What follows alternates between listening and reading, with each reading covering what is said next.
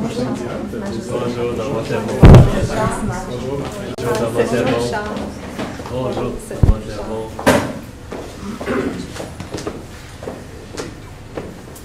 Tu vas acheter ça? Je pense.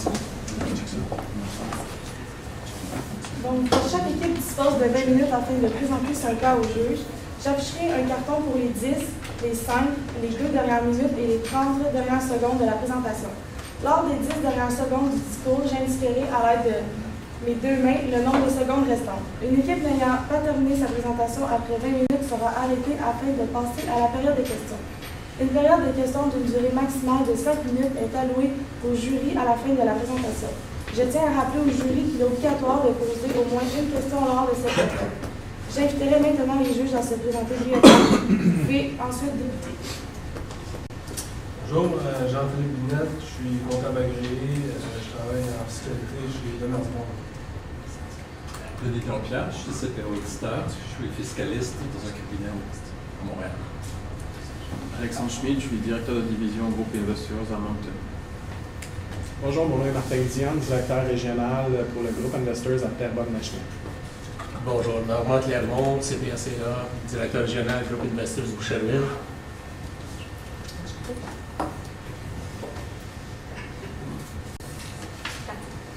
Alors, bonjour, M. Teifer. Il fait vraiment plaisir d'être ici avec vous aujourd'hui afin de répondre aux interrogations que vous avez adressées concernant votre entreprise qui a vraiment connu une très, très belle croissance au cours des dernières années. On vous en félicite. Vous avez même réussi à faire des profits au cours de votre première année d'exploitation. C'est quelque chose de pas banal. Avant d'aller plus loin, j'aimerais vous présenter les membres de notre équipe. Donc, Charlène Fontaine, Sophie Bouchard, moi-même, Marc-Josée Simard. Allons-y tout de suite avec le plan de la présentation.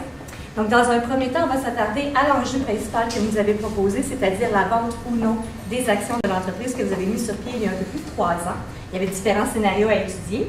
Également, en devenant la vente de ces actions-là, vous avez des questions par rapport à ce que vous pouviez faire avec les liquidités qui allaient être rendues disponibles. On s'est attardé sur la question.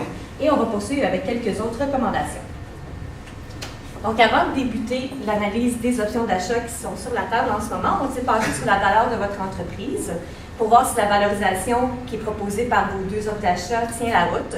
Donc, le prix plancher, ce sont évidemment vos capitaux propres, donc plus ou moins 2 millions. Et si on regarde par rapport aux bénéfices avant impôt futurs, avec les informations que vous nous avez données, à savoir 420 clients qui reviennent à chaque mois, croissance de 2 mensuelle avec les ventes mensuelles pour chacun, une fois qu'on aura tranché votre coût des marchandises vendues qui est très, très stable à 75 et des frais fixes d'1 million, tout dépendant du taux de rendement là, qui est envisagé par vos acheteurs, on aurait une valeur qui passerait entre 14 millions et 4,7 millions. Donc, la valorisation à ce moment-ci nous apparaissait un peu basse par rapport au calcul qu'on vous présente ici. Pour ce qui est de la première offre d'achat, vous avez une offre d'un investisseur mexicain. L'avantage d'aller avec cette offre d'achat-là, c'est évidemment qu'il vous propose 4,1 millions par rapport à l'autre achat, donc c'est un montant qui est un peu plus élevé. Et il songe à déménager l'entreprise. Donc, ça ici, ça dépend. Enfin, au départ, on croyait que que vous aviez la possibilité d'acheter un concurrent à 25 et on n'est pas certain si c'est un fournisseur ou un concurrent. Donc, advenant que ce soit un concurrent, ça pourrait être un avantage pour vous de voir un concurrent quitter le pays. Évidemment, si c'est un fournisseur, l'avantage devient caduc.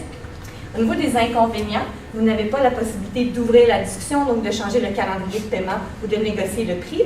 Également, la vente est très rapide. On a un ultimatum d'1 mois. Donc, on va en parler un peu plus tard, mais au niveau de la DGC, il faudrait purifier l'entreprise pour pouvoir en profiter. 1 mois, ça nous semblait une période assez limitée pour procéder. Ensuite, vous ne sembliez pas être complètement ouvert à l'idée de vendre votre entreprise. Vous êtes ouvert à négocier, mais vous n'êtes pas pressé de le faire. Donc, êtes-vous réellement prêt à laisser aller votre projet aussi rapidement et possiblement que certains emplois pourraient être perdus? Au niveau quantitatif, avec un produit de disposition d'un peu plus de 4 millions et le gain en capital, l'impôt payable, on arrive à un encaissement net d'environ 3 millions. Comme je l'ai précisé un peu plus tôt, on n'a pas calculé la DGC ici, on a considéré qu'on n'aurait pas le temps de vérifier l'entreprise. Vous nous avez demandé également quel serait l'impact de vendre à un acheteur étranger vos actions. Évidemment, pour l'entreprise ne pourrait plus bénéficier de la DEPE, ne serait plus une SPCC, mais comme vous ne versez pas de dividendes, de revenus locatifs ou peu importe, vous n'avez pas à faire de revenus de 25 il n'y a pas vraiment d'impact pour vous de vendre à un investisseur étranger. Pour lui, cela aura un impact, le fait qu'il soit étranger, mais puisque c'est vous notre client, on s'attelle vraiment à vos préoccupations à vous aujourd'hui. Ensuite, vous avez une deuxième offre d'achat qui était celle d'un investisseur canadien qui vous proposait 3 scénarios. Dans la première option, vous pouviez attendre 1 an, ce qui est intéressant pour vous à ce moment-là, c'est que vous œuvrez dans un secteur qui est vraiment en croissance. Avec la légalisation du cannabis dans les années, en 2018, on s'attend à ce que le secteur connaisse des ventes encore plus importantes. Donc, une prise de valeur qui est possible et vous avez surtout plus de temps pour planifier la vente, bien faire la transition. Si vous y allez pour un achat progressif, les points précédents s'appliquent toujours. Évidemment, votre risque est diminué puisque l'offre d'achat est ferme, donc votre risque à vous de ne pas faire acheter vos actions est complètement absent. Le secteur peut évoluer et vous pouvez utiliser les liquidités que vous recevez dès la première année pour acheter 25% de votre fournisseur ou de votre concurrent. On n'était pas certain là, de l'entreprise dans laquelle vous souhaitez investir. Si vous y allez avec la troisième option qui était de vendre 51% de vos parts pour 1,8 million et recevoir un salaire de 100 000 $ pour 3 ans, on aimerait vous rappeler que c'est une option qui est assez risquée. Dans 3 ans, qu'est-ce qui va se passer? On ne sait pas trop. Vous n'avez plus le contrôle de votre entreprise, vous ne pouvez plus verser de dividendes, votre salaire n'y a plus aucune garantie. Donc, ça devient davantage un placement à ce niveau-là qu'une entreprise au sein de laquelle vous travaillerez activement. Au niveau de l'encaissement, si on regarde un produit de distribution de 3,7 millions, l'encaissement net, puisque vous pouvez prendre la DGC, est également de 3 millions. Donc, la décision entre l'investisseur mexicain et canadien, au niveau de l'argent qui reste dans vos poches, c'est la même chose au niveau quantitatif. Ça va vraiment jouer au niveau qualitatif, de voir quelle option vous privilégiez. Nous, ce qu'on vous recommande, c'est d'y aller avec le rachat progressif, mais en négociant. Donc, d'y aller avec une contre-offre. Ce qu'on vous propose, c'est d'y aller avec 25% des actions à l'année 1. C'est suffisant pour utiliser la DGC. 25% année 2, 50% année 3. Ça va vous permettre également de demander une valorisation qui va être refaite à chaque année pour vraiment profiter de la plus-value qu'on s'attend à avoir dans votre secteur. Si jamais l'investisseur refuse de considérer une revalorisation, on vous dirait simplement d'attendre. Vous avez mentionné que vous n'êtes pas pressé, vous avez seulement 23 ans, vous voulez faire un MBA, ça peut tout à fait se faire dans quelques années. Il n'y a aucune urgence de précipiter la vente de votre entreprise. Vous avez eu 2 ventes dans un délai très très court, rien ne dit que d'autres offres ne seront pas proposées sous peu. Et par rapport à la fourchette de valeur qu'on a calculée, on voit que l'offre c'était pas une offre qui était excessivement alléchante au niveau quantitatif, donc rien de presse, on vous propose de renégocier. Au niveau de la déduction pour gain en capital, Marie-Josée vous a bien expliqué là, que c'était une possibilité pour vous d'en profiter si on procédait à une purification. Nous allons juste regarder les critères dans ce cas-ci. Donc, le premier critère, est-ce que vous êtes une SPCC? Oui, il est respecté. Le deuxième, est-ce que les actions sont détenues depuis 2 ans? Également, il est respecté. Dans les 2 autres critères, ce seront des critères à valider. Donc, 50% des actifs sont utilisés activement depuis 2 ans et 90% des actifs utilisés activement lors de la disposition. Donc, pour le test de 50%, comme vous pouvez voir, là, nous avons regardé au niveau de l'encaisse, les immobilisations, l'immobilisation incorporelle et l'achalandage. Nous venons à une juste valeur de 4,9 millions, une juste valeur utilisée activement de 3,7 millions. Donc, dans ce cas-ci, le test arrive à 76%, donc il est respecté. Au niveau du test de 50% en 2018, également, une juste valeur de 5,7 millions et une juste valeur utilisée activement de 3,7 millions. Un test de 65%, donc respecté également pour la 2e année. Au niveau du test de 90% lors de la disposition, c'est ici qu'on a un petit problème, étant donné que votre encaisse est extrêmement élevée et que nous considérons que seulement 43 000 est utilisé activement là, au niveau de l'entreprise.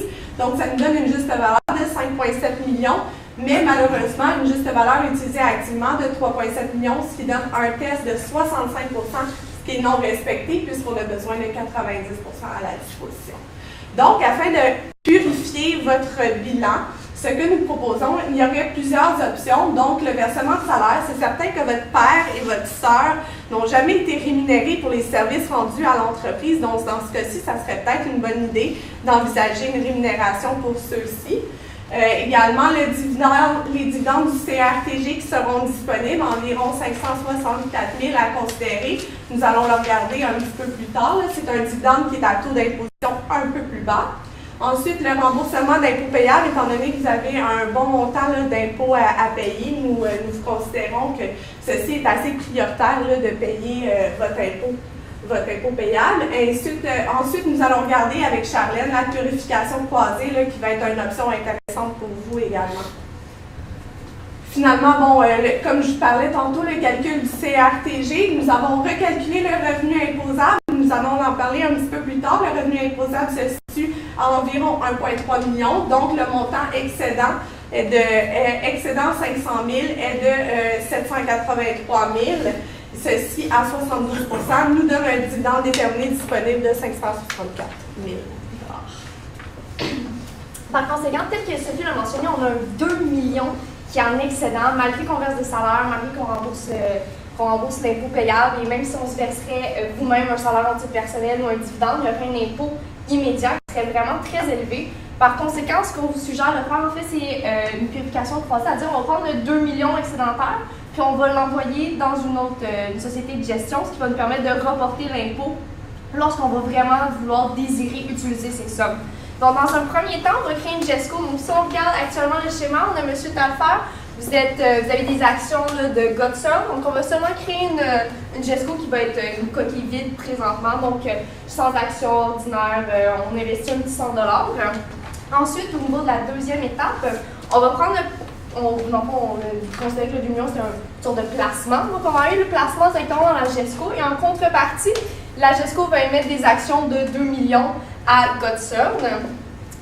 Donc, ce qui va nous laisser, c'est, en fond, Godson va avoir les actions de 2 millions. Ensuite, la GESCO va avoir un placement de 2 millions. Ce qui reste à faire, c'est faire un rachat des actions. Étant donné que les entreprises sont sur un dividende interco, donc il n'y aura pas d'impact à ce niveau-là. Donc, qu'est-ce qui va nous rester au final? Donc, le schéma final de ce qu'on veut avoir dans la société. GOTSA, la juste valeur, est de 3,7 au lieu de 5,7. Donc, on a réduit le 2 millions en encaisse, ce qui nous empêchait de prendre notre fameuse DGC. Et on a la GESCO, qui est à l'extérieur, qui a un placement de 2 millions à l'intérieur et qui va nous permettre de faire un report d'impôt. Donc, ça, on fait un petit récapitulatif de tous les avantages de faire cette planification-là.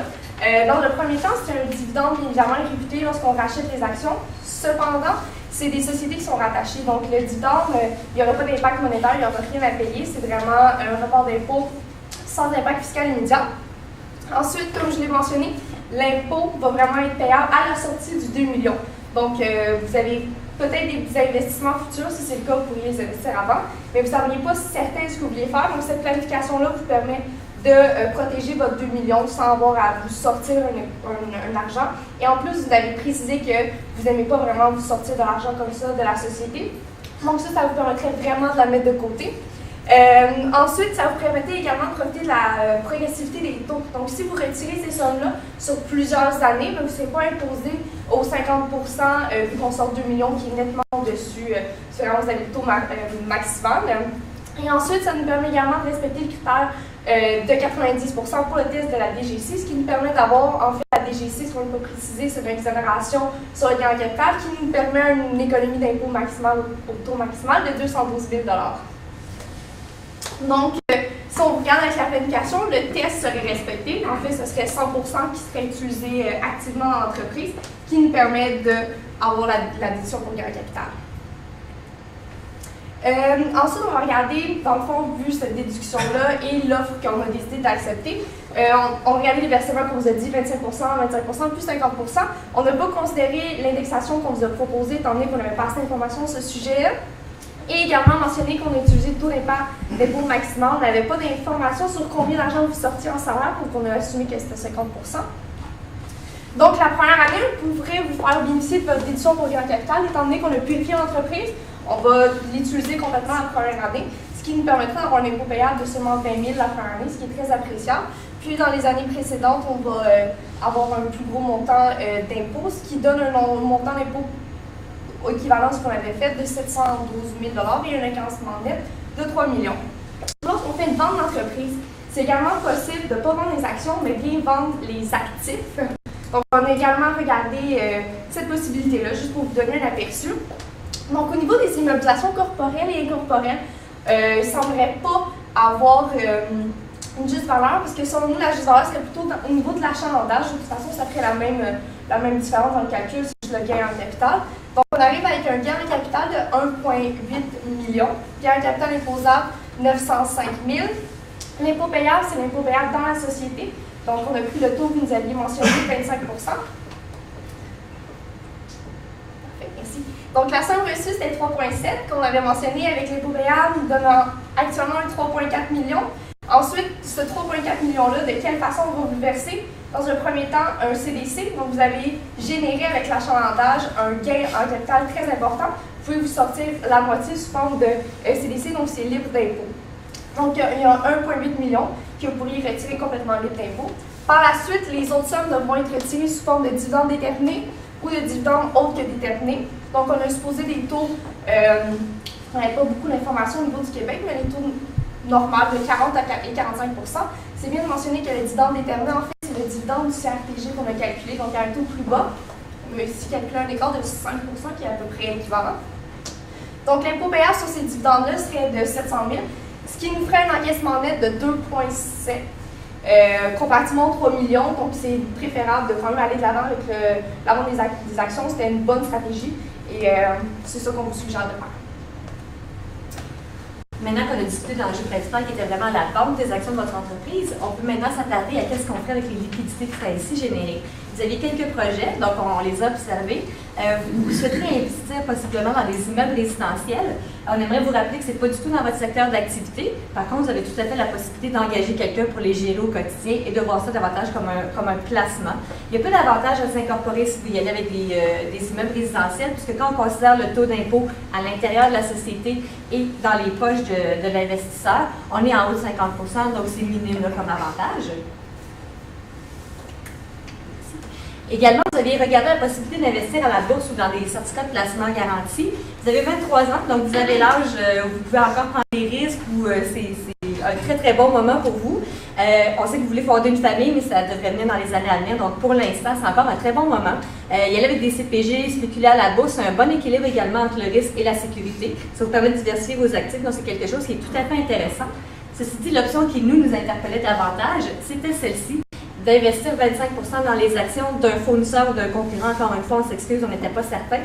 Ce qui est avantageux pour vous, c'est qu'avec les liquidités suite à la vente de vos actions de SEPE, si l'entreprise dans laquelle vous souhaitez investir est également une SEPE, mais vous pouvez économiser là, de l'impôt à 25 %, donc quand même un 250 000, c'est pas négligeable.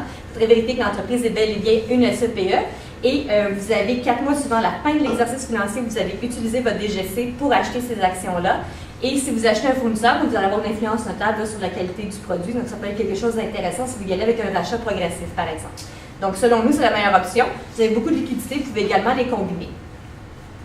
Donc, on arrive aux autres conseils. On a regardé un petit peu, on a fait une analyse de vos états financiers. Juste quelques petits conseils rapides. Donc, pour le paiement de vos impôts, nous vous conseillons, nous vous rappelons que vous avez un délai de 2 mois suite à la fin de l'année fiscale. C'était pas tellement clair là, suite à l'observation de votre flux de trésorerie, si cela avait été respecté. Sinon, vous êtes soumis à des intérêts et des pénalités. Ensuite, nous vous conseillons de faire des acomptes provisionnels. C'est une obligation là, au niveau de la loi. Et au niveau des frais de publicité, c'est important de valider si la publicité visée à un public canadien a bien été faite dans un média canadien, puisque sinon ce n'est pas déductible. Ensuite, pour les frais de financement, juste un petit rappel qui sont reportables d'une manière maximale de 5 ans fiscalement. Ensuite, également de maîtriser les exigences fiscales au niveau des pays de vente pour les taxes, au niveau de ces pays. Au niveau de la conciliation fiscale, juste un petit rappel que les frais de représentation sont déductibles à 50 % et l'année d'acquisition, les immobilisations sont à demi-taux. Rapidement, nous avons recalculé votre DPA pour s'assurer que justement les demi-taux avaient été respectés. Et nous avons considéré que la FNAC était la même que la valeur comptable nette. Ensuite, on peut regarder la conciliation fiscale que vous pouvez voir. On avait reconstitué notre revenu imposable que j'ai utilisé plus tôt à 1,2 million. En terminant, quelques conseils très rapides au niveau personnel et des conseils de gestion. On voulait valider avec vous au niveau des assurances. On a vu que vos assurances, c'est 11 000 par année. Ça nous semblait un peu bas. Et surtout, vous avez une clause de renouvellement automatique par rapport à vos services en ligne. Donc, vous s'assurez au niveau légal que tout fonctionne bien, que vos assurances vous couvrent. Également, vous rappelez que vous pouvez tout à fait verser un salaire aux membres de votre famille qui vous ont aidé. C'est tout à fait raisonnable et sûrement apprécié de leur part. Également, vous rappelez que pour l'instant, vous n'êtes pas encore conjoint de fait, bien que vous ayez récemment aménagé avec votre copine. Vous devez habiter ensemble depuis 1 an ou avoir un bébé, ce qui n'est pas encore chose faite. D'ailleurs, on vous félicite pour les heureux événements qui s'en viennent au cours des prochains mois dans votre vie personnelle. Et on voulait terminer en vous disant que lorsque vous serez vraiment rendu à planifier la venue d'un enfant, ça serait tout à fait approprié pour nous de vous revoir pour discuter l'assurance vie avec l'enfant à naître, code CORE. En ce moment, c'est beaucoup trop tôt pour le faire, mais de garder en tête que c'est quelque chose qui va arriver probablement plus tôt que tard. Donc, on sait qu'on vous a donné beaucoup d'informations dans les dernières minutes. Voici les points essentiels qu'on aimerait rappeler avant de vous quitter et de répondre à vos questions, en fait. Donc, votre demande principale était vraiment la vente de votre entreprise. On vous recommande de vendre les actions de façon progressive, de renégocier avec votre acheteur pour en arriver à quelque chose qui est pleinement satisfaisant. Vous avez travaillé fort depuis plus de 3 ans dans votre entreprise. Les opportunités risquent d'être nombreuses pour vous au cours des prochains mois. Donc, n'hésitez pas à prendre votre temps. Si vous décidez d'y aller avec la vente, on vous recommande vraiment de réinvestir les liquidités dans l'entreprise qui va vous permettre d'économiser 250 000 d'impôts avec les actions de SEPE. Et également de régler la question des acomptes prévisionnels pour éviter les pénalités et les frais de retard. Ça va être très important de se mettre en lien avec l'ARC et de réfléchir à une planification familiale au cours des mois à venir. Donc, on vous remercie beaucoup de votre confiance. Je suis très heureuse d'avoir été ici avec vous aujourd'hui et on est tout à fait disponible pour les questions de votre part.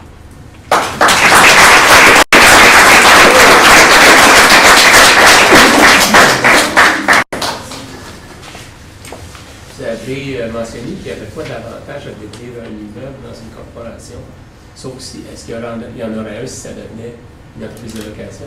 Si ça devient gros, en fait, il faut qu'il y ait plus de 5 employés pour que ça arrête d'être un revenu de bien. En fait, c'est ça le problème, c'est que ça devient un revenu de bien initialement s'il y a moins de 5 employés, donc on est à un taux qui est très, très élevé. Tandis que quand on a plus de 5 employés, c'est considéré comme une entreprise, donc on est soumis au taux plus bas des entreprises qui ont un taux entre 10 et 15 dépendamment, on est à combien. Donc oui, c'est intéressant, mais il faut que vous augmentiez au niveau, il faut que ça soit une bonne business. C'est comme l'équivalent d'une entreprise exploitative. Oui, exactement. Merci. Vous avez parlé de... Vu l'âge de 23 ans, c'est possible de prendre des risques, et ainsi de suite, mais au niveau des placements, quels seraient les placements les plus fiscalement avantageux pour...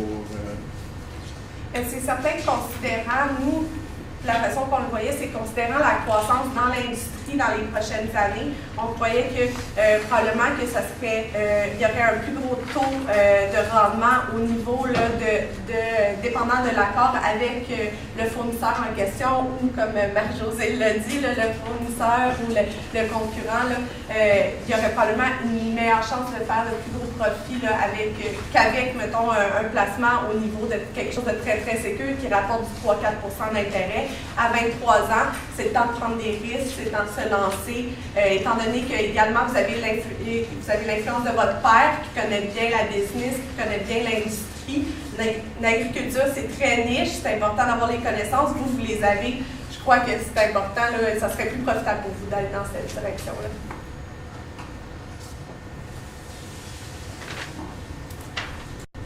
Pour la restructuration, j'essaie de comprendre, vous transférez ou vous vendez les placements de 2 millions à la GESCO. C'est un roulement à la GESCO. Puis, c'est GESCO qui émet des actions à Godsoil après. Exactement.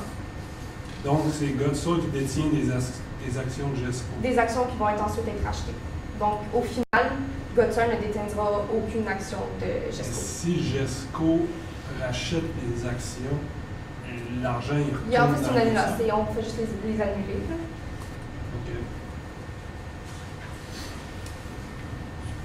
OK. Ça veut dire que moi non plus, je n'ai pas compris ce bout-là. Ça veut dire que l'argent s'en va dans une nouvelle GESCO. Oui. Puis en échange de quoi on y met des actions. Les actions qui vont être ensuite, enfin, on va juste annuler la transaction. C'est juste les étapes qu'il faut. C'est juste qu'il y a une processus d'étapes qu'il faut faire, mais au final, on prend le placement puis on va juste l'envoyer dans la nouvelle GESCO puis il ne va avoir aucun impact fiscal. C'est sûr qu'entre-temps, il va y avoir des actions, mais qui vont être là pour une brève période, qui vont être ensuite annulées sans aucun impact. Puis présentement, il y en a une, GESCO, une société à numéro. Il arrive quoi avec celle-là? Qui est juste au-dessus de Godsoil. Ça n'était pas sûr parce que selon les états financiers, ça disait que la société à numéro exploitait une entreprise qui était Godsoil. En fait, elle peut juste rester là où ça va être juste une coquille vide. Ça dépend de votre offre d'achat si c'est vraiment pour Godsoil ou pour la société de gestion. Si pour Godsoil, vous allez vendre Godsoil, puis la GESCO va rester une coquille vide que vous pourriez dissoudre, étant donné que le produit va être dedans. Ensuite, ça va aller à vous. Sinon, vous pouvez vendre au complet la compagnie de gestion. C'est exactement, c'est pour Godson ou c'est pour la compagnie C'est pour la de Moi, j'avais l'impression qu'il y avait comme un sandwich, là. une certaine sandwich. OK, on n'était pas certain selon les états financiers. Mais si une certaine sandwich, elle va juste remonter juste une étape de plus avant que ça remonte. OK. C'est bon. Merci.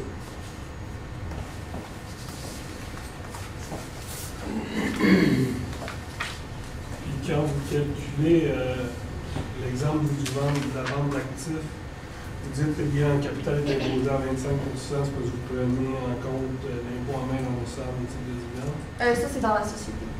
Parce que la société, lorsqu'on vend les actifs, l'argent pèse dans la société. C'est pour ça. Le 25 était le taux qui nous était fourni dans l'impôt. C'est donc le taux qu'on a choisi. C'est pour ça que vous avez pris 25 Oui, c'est ce qui nous était proposé. Donc, ça présume que c'est une entreprise exploitée activement, dans ce cas-là, de 25. C'est ça?